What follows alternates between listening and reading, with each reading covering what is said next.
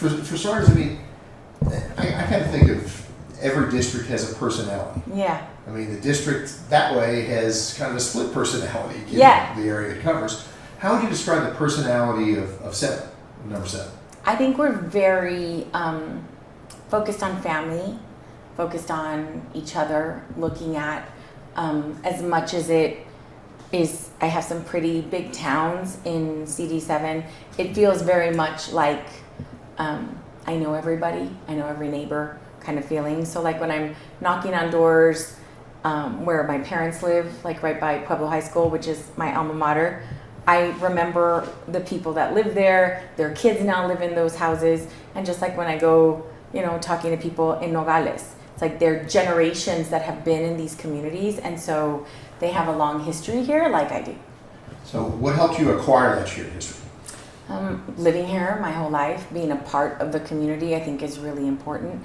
And being really involved. I mean, not just my dad being involved in the community, my mom, my aunts, my nanantata, my grandpa, everybody is, we really are all over the south side of town, and that sort of radius of where our families hang out has sort of spread out throughout Tucson.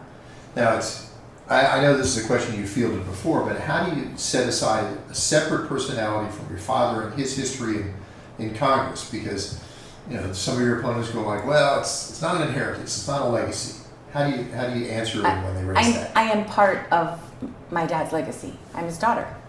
So I don't separate myself in that, every opportunity that I've had in elected office, my dad had. And he held that position first. But when I get there, the needs are different, the situation is different, how we have to address problems is different because the problems are different. And so I can't replicate, 70 plus years of lived history. I can't. I can only go with my history in this community. And I'm so fortunate that I have so many people around me that if there's something I'm foggy on or something I wasn't around for, both younger and older, I have a lot of friends in this community that are part and invested here. And how many years have you been active just for yourself in various roles? 22 years. 20 years on the TUSD governing board, 4 years and 4 months on the Pima County Board of Supervisors, and there's 2 years that overlap there. So that's why when people are doing the math, they keep making it 24, but it's actually 22. And then I ran a juvenile diversion program for 26 years while I was here and on the school board. What did each of those jobs teach you? That you have to be a part of the community. You have to be invested. You have to care. I think that so many times people get kind of frustrated or jaded about situations, especially if you're talking about public education in the state of Arizona. It's so easy to be discouraged. But every time I meet a new teacher that this is their first year, to the teacher that's been there 20 years, to new students, to people that have just called Arizona home, recently came to Tucson, or Douglas or Nogales or anywhere in CD7, I feel inspired that there is so much here in our communities to be proud of, and so much that needs protection and advocates. Now, when you look at the country as it is right now, moving on to a national scale, how do you maintain some optimism? How do you not be jaded and feel discouraged? Well, I think that we have to. I think that part of what Trump is doing to our democracy is trying to slowly desensitize us to, let's go ahead and call out the National Guard on Washington, D.C. Let's go ahead and send in troops to California when the governor doesn't ask for that. Let's go ahead and do all these executive orders. And it's just enough at a time that we start to say, oh, well, he's doing that again. And I think that for us, we have to acknowledge the fact that we're not living in normal times. But this is not the first time that many of us in our community have had to deal with this sort of targeting and scapegoating in Arizona. Our communities have had to do it for a very long time. And so I think it's really important that we gain some perspective, but we also have to have hope. I do. I have a lot of hope. Now, I know you've got some hope of flipping the balance of power in Congress, but if that does not happen, how can you be effective and still achieve things for this district? I think that we have to make sure that when we're going out to other communities, like our senators are doing right now, going out to other states and talking about what their representatives are doing while held in office and how are they advocating for the people that sent them to work. I think so many people, especially those in bright red states, rely on Social Security, Medicare, Medicaid, SNAP benefits. And so when those are being cut and you're part of the voting electorate that sent that representative to Congress or to the Senate, there's going to be some consequences for those votes. Have those consequences caught up with those people to the point where they know it's happening yet, or is that going to happen after the midterms? Well, I think it has to come at the midterms. I mean, obviously, except for the handful of those that are special elections, we have to wait until the midterms for that to sort of, the buyer's remorse that people are feeling to sort of translate into a vote.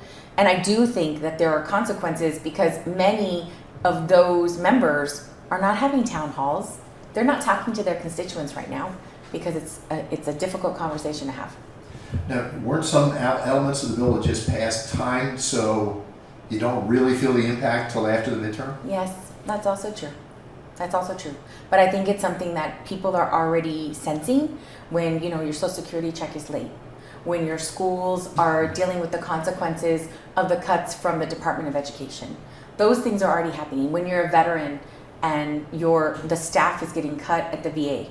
Those are all things that are already happening, and there's enough of that happening to the same people repeatedly that I think the message is getting out there.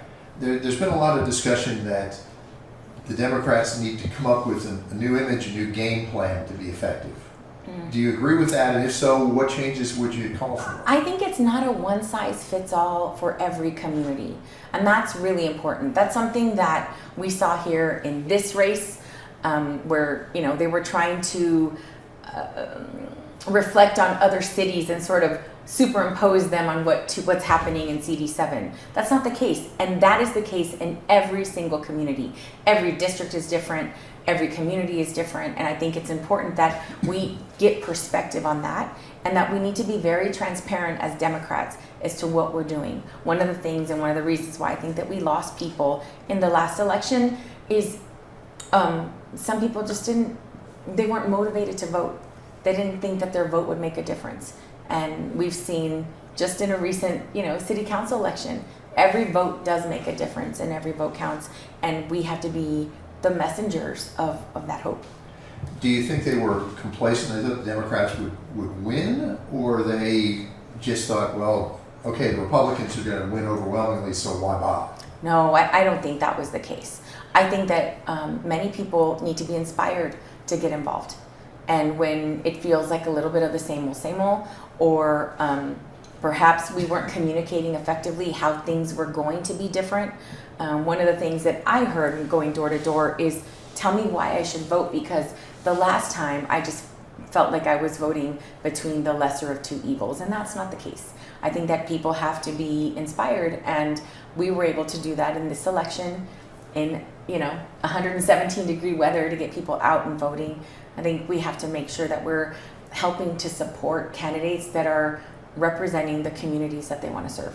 What are some of the things that you make top priorities if you get elected? Protecting our democracy, and that is one huge umbrella.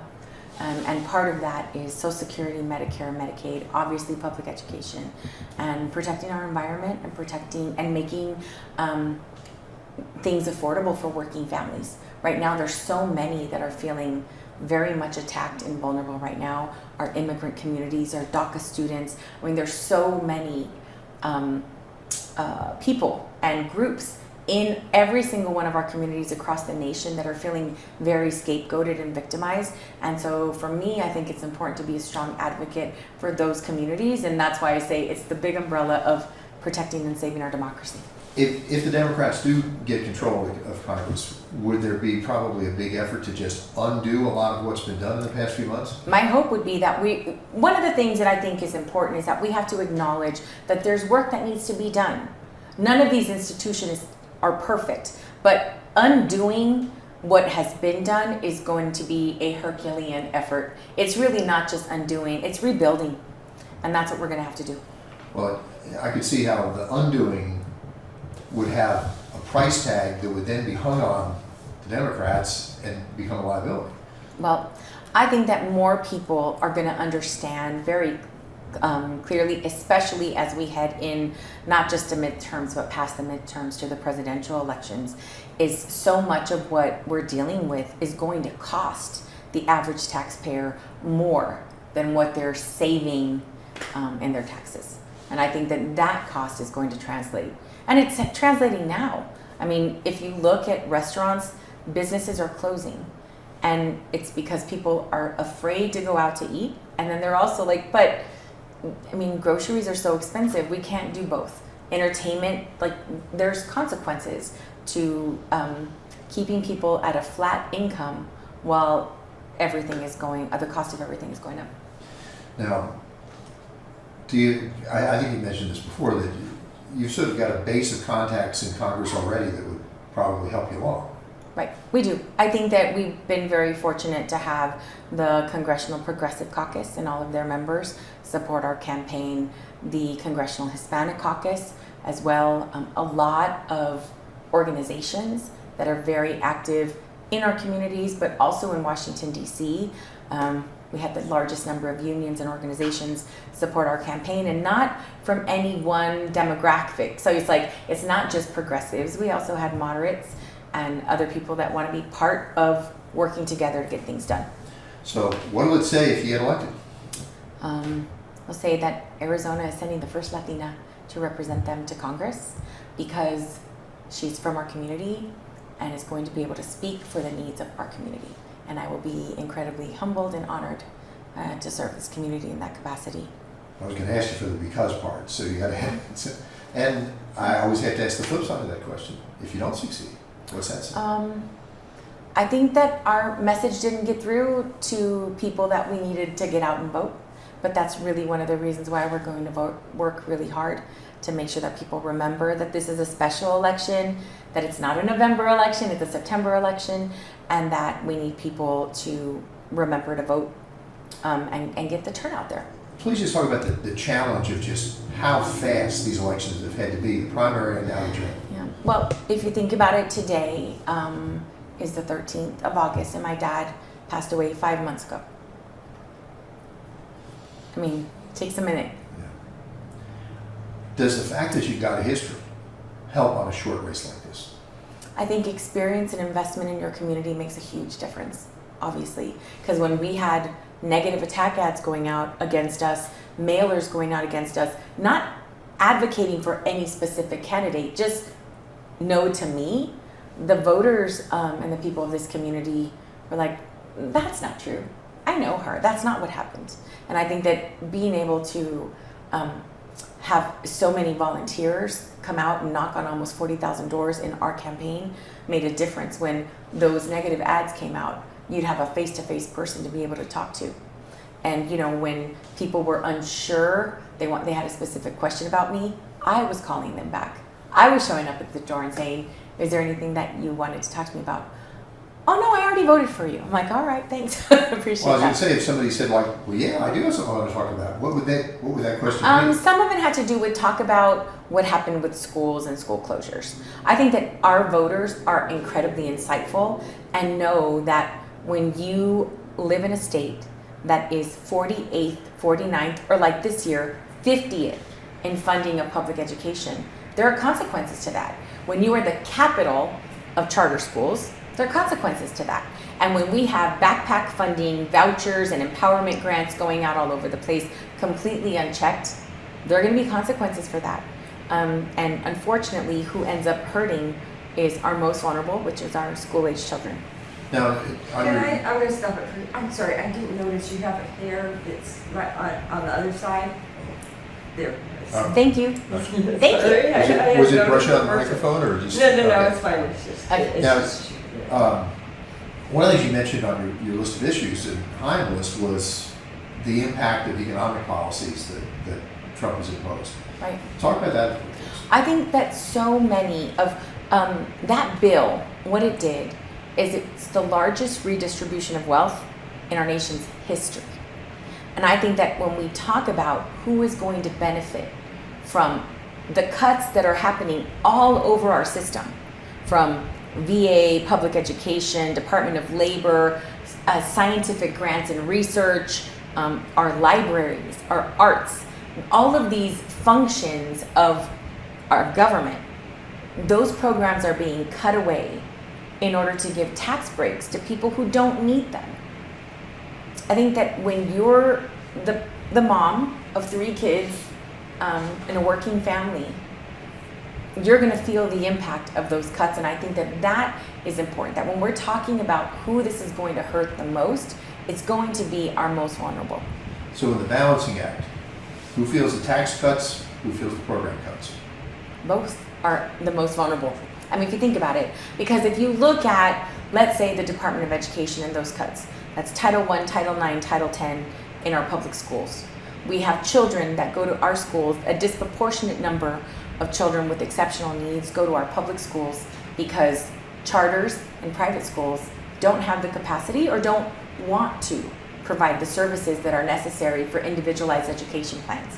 So what ends up happening is those children will enroll in those private schools or charter schools for a period of time, and then once that school gets the annual funding, they'll say, you know what, Mom, we don't have the services that junior needs, so you should take them to their home school. And now those services, we are required as a public education system to provide those services. And we don't have the capacity to do it. And those are the funds that are being cut. Well, I think part of what I was driving at is, are the folks who would benefit from the tax cuts less likely to feel the impact of the program cuts? Yeah, well, absolutely, because they're not involved in any of these cuts. Most of the people that are in the 1% don't have their children in our public school systems, are not part of the VA system necessarily, are not receiving Social Security, or need Medicare or Medicaid to be able to see a doctor. Yeah, those are the consequences, and don't need assistance for food. You know, they don't require SNAP benefits. Right. So what are your plans for the final run to election day right now? It is we're doing a tour of CD7. It's called For Our People, For Our Pueblo. We're going to go around every corner of CD7 and talk to communities from Douglas to San Luis to Somerton, Nogales, and we're going to be in, the Ho'oponopono Nation. I think that it's interesting to note that there are 6 different counties in CD7, several tribes and tribal lands that are important for us to also represent, and communities that are more urban like Tucson and more rural like, Yuma and some other areas there. Isn't the district is drawn so the actual border itself, the physical border, is pretty much all in this district? The 3 ports of entry with Mexico are all in CD7. Correct. Yep, I know. It's a big district, really vast, really different needs, but it's been interesting because every community that I visited during the primary, well, since this campaign started, and before then, my nana and her family lived in Nogales, so I'm very familiar with Nogales. And I think that when you go in to visit these communities, so many of them don't appreciate the negative media attention to their communities, when some of, especially our border communities, are some of the safest communities in the nation. I think that's probably going to do it, and there'll be some boiling down here. We may be able to put the entire interview up on the web for people to Okay. see. But is there anything you just feel like you want to add to closing? I just want to say thank you to the community members who've been incredibly supportive. I'm sorry, all of a sudden now the mic is making a sound, I don't know why. Oh, is it brushing against something? It might be, okay, well, just start that over there. I'm All sorry. right. I'm like, what happened? That's going to be real smooth. Yeah. The raw interview. So we're talking about just, Yeah. we always give everybody the carte blanche question. Anything you want to add? I just think I'm very appreciative and thankful of this community for turning out to vote in the way they did in a 5-way primary for the Democratic ticket. To receive 62% of the vote was very humbling. It was a lot of hard work, but it wouldn't have been able to happen without this community support. So I'm very appreciative and very humbled, and I promise that I will work as hard as I can to be a strong voice for Southern Arizona.